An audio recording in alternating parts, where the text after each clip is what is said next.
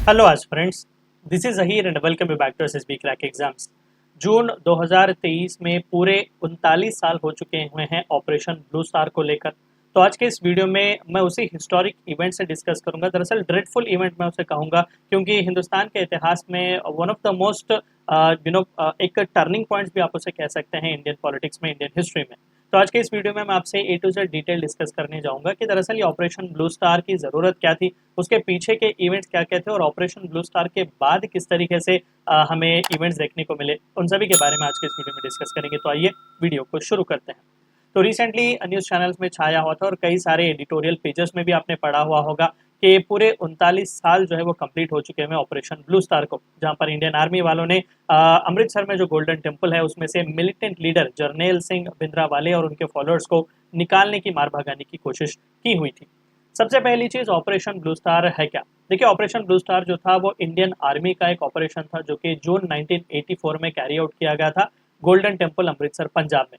हुआ ये था कि वहाँ पर एक सिख सेमिनारी के लीडर थे, दमदमी टकसाल नाम का एक सिख सेमिनारी था और उसके एक लीडर थे जिनका नाम था जर्नैल सिंह भिंद्रावाले। तो वो अपने मिलिटेंट जो अपने साथी थे उनके साथ सिख गोल्डन टेम्पल अमृतसर में वहाँ पर उन्होंने शरण लिया हुआ था और वहाँ पर अथॉरिटीज़, पुलिस वगैरह अंदर आसानी से नहीं जा सकते थे और बिकॉज ऑफ दैट उन्होंने पूरी तरीके से इस गोल्डन टेम्पल को अपना फोर्ट की तरह यहाँ पर बना लिया हुआ था और यहीं से आहिस्ता से सेपरेटिस्ट मूवमेंट, खालिस्तानी मूवमेंट जो है हमें देखने को मिलता है। और जर्नैल सिंह भिंद्रावाला जी जो भी थे वो खालिस्तानी मूवमेंट के भी लीडर माने जाते हैं। अब सबसे पहली चीज खालिस्तान के इस आइडिया के बारे में देखते हैं कि इसकी बर्थ दरअसल हुई कहाँ। देखिए, खालिस्तानी मूवमेंट या फिर खालिस्तान का जो आइडिया है वो पार्टीशन के बाद ही हमें देखने को मिलता है 1947 में। देखिए, जब पार्टीशन हुआ तो जाहिर सी बात थी कि यहाँ पर वेस्ट साइड जो पंजाब का रीजन था वहाँ पर वेस्ट पाकिस्तान और ईस्टर्न साइड ईस्ट पाकिस्तान, जिसे आज का बांग्लादेश कहते हैं। तो इस तरीके से दो इंडिपेंडेंट कंट्रीज यहाँ पर बनाए गए थे। और हुआ ये कि जो पंजाब पे, यहाँ पर आप इमेज देख सकते हैं, पंजाब जो कि बहुत ही बड़ा रीजन था उस वक्त, तो पंजाब के दो हिस्से यहाँ पर किए गए थे, वेस्ट पंजाब और ईस्टर्न साइड पंजाब।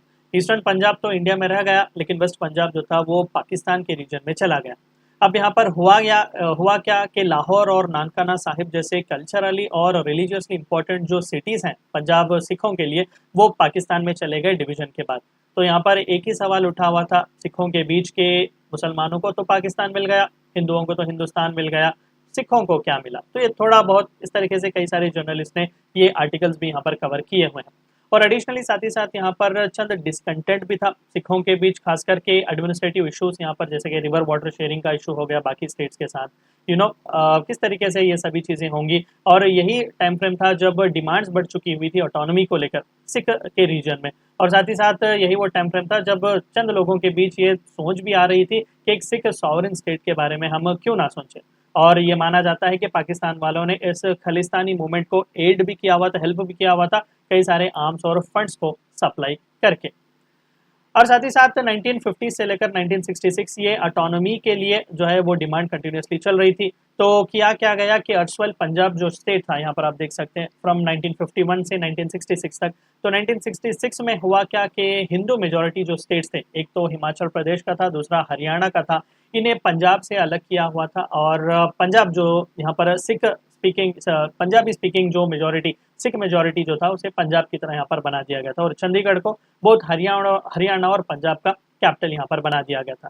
लेकिन ये बहुत ही लेट हो चुका हुआ था ऑलरेडी, क्योंकि बाय 1970s पूरी तरीके से खालिस्तानी मूवमेंट जो था वो फुल फ्लेज्ड स्विंग में था, India as well as abroad.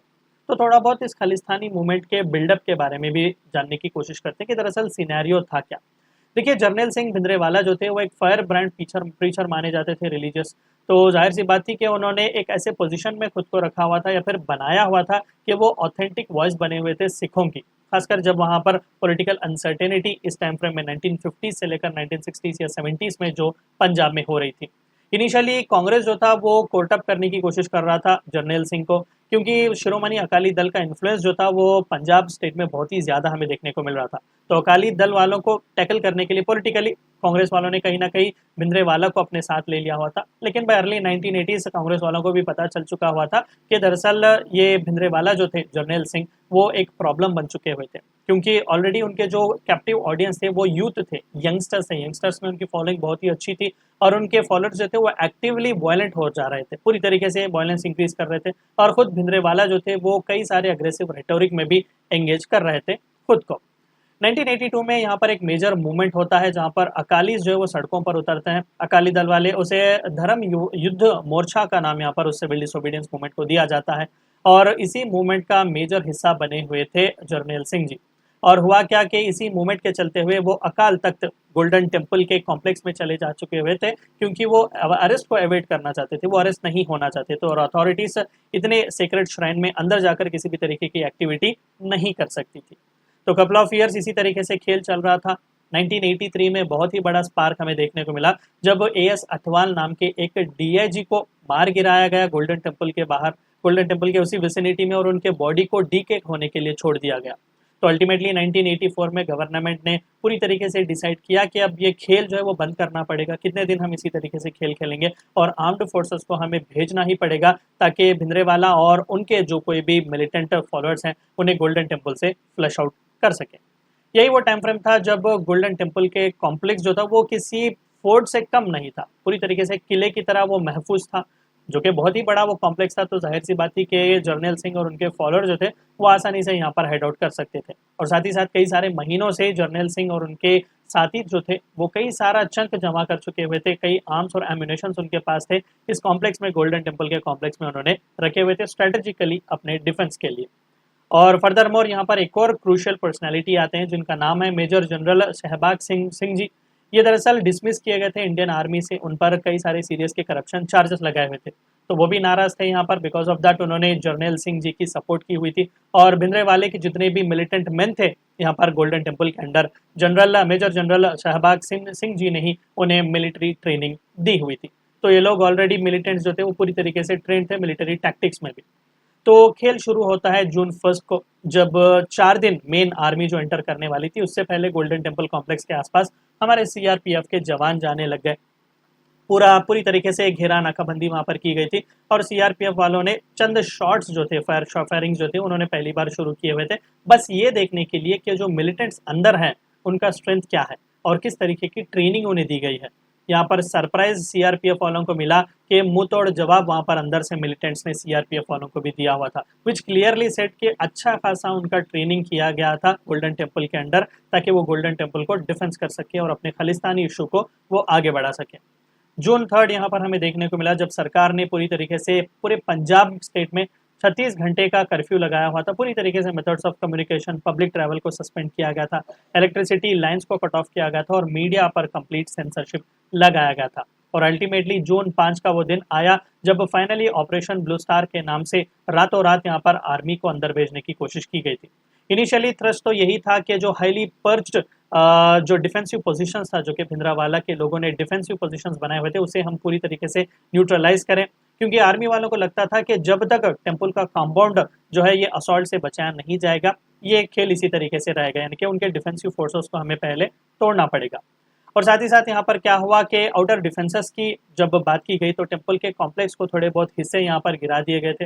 Hopefully army को ये लग रहा था कि बहुत ही जल्द हम उन पर पकड़ हासिल करेंगे, लेकिन यहाँ पर ऐसा हुआ नहीं, क्योंकि जैसा ही ट्रूप्स की एंट्री अंदर हुई, अंदर जो मिलिटेंट्स थे वो और भी फ्यूरियस फायरिंग करने लग गए अंदर से। अब यहाँ पर आर्मी और मिलिटेंट्स के बीच बुरी तरीके से झड़प हुई।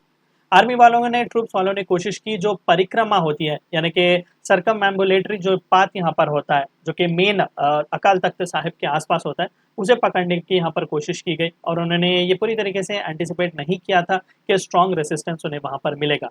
तो बिकॉज ऑफ दैट आर्मी वाले मजबूर हो चुके हुए थे यहाँ पर एक टैंक का सपोर्ट मंगाने के लिए, क्योंकि अब उन्हें आसपास के उस रीजन पर पकड़ रखना बहुत ही ज़रूरी था, और यही रिक्वेस्ट थी और उसे एक्सेप्ट की गई, और टैंक्स जो थे वो टेम्पल कॉम्प्लेक्स में लाने की कोशिश की गई थी अराउंड 10 PM रात, जो कि जून 5 था।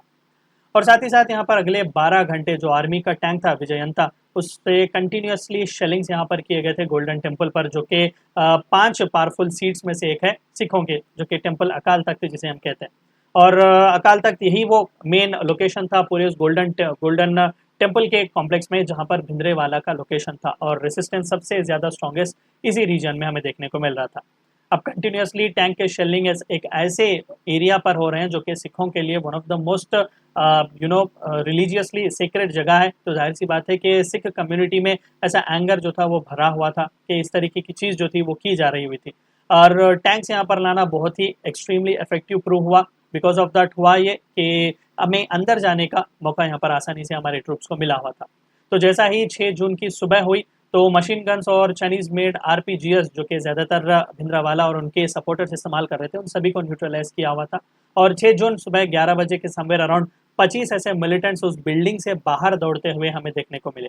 अब ट्रूप्स को ये लगा कि शायद मोस्ट ऑफ देम जो कि इन्हें गन डाउन किया गया था, उन्हें ये लगा आर्मी वाले ट्रूप्स को कि शायद भिंद्रावाला मर चुके हुए हैं या फिर वुंडेड हैं, और सबसे बुरी चीज़ शायद वो एस्केप हो चुके हैं। बिकॉज ऑफ दैट उनके सपोर्टर्स इस तरीके से 20-25 लोग जो थे वो ट्रूप्स के और दौड़ते हुए आ रहे हैं। लेकिन फॉर्चुनेटली हुआ क्या कि आर्म्ड फोर्सेस ने उन दौड़ कर आते हुए मिलिटेंट्स को भी यहाँ पर पूरी तरीके से मार गिराया, और बाद में अंदर जाकर जब उन्होंने देखा तो उन्होंने देखा कि जो भिंद्रावाले जी हैं उनकी डेथ हो चुकी हुई है, और लगभग 40 के आसपास यहाँ पर हमें कॉर्प्स देखने को मिले हुए थे। उनमें से एक हीप में मिला हुआ था जर्नैल सिंह भिंद्रावाले का डेड बॉडी, और रिमेनिंग जो जितने भी मिलिटेंट्स बाकी के जो कॉम्प्लेक्स में बचे हुए थे, जो कि बहुत ही बड़ा टेम्पल यह है, तो जाहिर सी बात थी कि जून 10 तक उन सभी को मार गिराया गया था या फिर चंद मिलिटेंट्स ने सरेंडर भी किया हुआ था। अब ये कहानी का एक हिस्सा है, तो कहानी का दूसरा हिस्सा इस ऑपरेशन ब्लू स्टार के बाद में स्टार्ट होता है। देखिए, मिलिट्री वालों ने, आर्मी वालों ने इनिशियली जो कैजुअलिटीज हमें दी हुई थी वो ये था कि 554 मिलिटेंट्स और सिविलियंस की डेथ हुई, और 83 ट्रूप्स यहाँ पर हमारे आर्मी के मारे गए, जिसमें 4 ऑफिसर्स थे और 79 जवान सोल्जर्स थे। और साथ ही साथ ये भी कहा गया कि 236 लोग जो थे वो ओन्ड हो चुके हुए थे। लेकिन ये नंबर जो थे वो सरकारी थे, शायद कैजुअलिटी उससे और भी कहीं ज़्यादा था। लेकिन आर्मी वालों ने हमेशा ये क्लेम किया कि सिविलियंस को प्रोटेक्ट करने के लिए हमने सब कुछ काम यहाँ पर किया, वांटेडली हमने किसी भी सिविलियन को यहाँ पर मार नहीं गिराया। और उन्होंने ये भी कहा कि हमने कई लाउड स्पीकर्स की भी मदद ली हुई थी कि अटैक से पहले हम अनाउंसमेंट कर सकें। लेकिन रिसेंटली 2017 में अमृतसर में एक सेशंस कोर्ट ने ये रूल किया कि इस तरीके का कोई भी एविडेंस या वार्निंग नहीं दिया गया था। पूरे देश भर में रिसेंटमेंट था, रिपरकशंस हमें देखने को मिल रहे थे। सिख कम्युनिटी देख रही थी इसे इस तरीके से, कई सारे लोग नाराज थे कि one of the most secret जगहों को इस तरीके से टैंक्स के शेलिंग की वजह से गिरा दिया जा चुका था। और अक्टूबर 31, 1984 श्रीमती इंदिरा गांधी जी को उन्हीं के 2 सिख बॉडीगार्डों ने मार गिराया हुआ था, असैसिनेट किया हुआ था, क्योंकि उन्हें लग रहा था कि इस अटैक के पीछे वही है। अब जाहिर सी बात है कि सरकार वही चला रही थी, तो सरकार का ही ये डिसीजन था कि थोड़ा बहुत फोर्स का हम इस्तेमाल करें आगे जाकर और जर्नैल सिंह भिंद्रावाला और उनके खालिस्तानी सपोर्टर्स को मार गिराएं। अब जाहिर सी बात है कि जैसा कि असैसिनेशन उनका हुआ, हाई प्रोफाइल एक आदमी थी इंदिरा गांधी जी, तो इमीडिएटली एंटी सिख रॉयट्स 1984 के हमें देखने को मिले। हजारों सिखों को यहाँ पर टारगेट किया गया था, खुलेआम सड़क पर उनकी मौत हो रही थी, उन्हें मार दिया जा रहा था। और कहा जाता है कि सरकार और कांग्रेस पार्टी का भी हाथ इसमें था, क्योंकि उस वक्त सरकार कांग्रेस पार्टी की ही थी। तो जाहिर सी बात थी कि ऐसे एलिगेशंस कई बार लगाए गए और कई सारे बड़े कांग्रेस लीडरों को भी अरेस्ट किया गया था। क्रूशियली भिंद्रावाला जी की डेथ के बाद यहाँ पर ऑलमोस्ट उन्हें एक मिथिकल फिगर का दर्जा मिल गया, क्योंकि गोल्डन टेम्पल पर जो अटैक हुआ जो पंजाब में हुआ, बिकॉज ऑफ दैट मिलिटेंसी और भी ज़्यादा यहाँ पर बढ़ गई और रिपरकशन स्टेट में हमें और भी ज़्यादा देखने को मिल रहे थे। और लगभग 1990s में भी आर्म्ड फोर्सेस हमें यहाँ पर अपने कई सारे एक्टिविटीज़ करते हुए देखने को मिल रही है। तो सिंस देन ये जो खालिस्तानी मूवमेंट था वो पूरी तरीके से पकड़ में आ चुका हुआ था।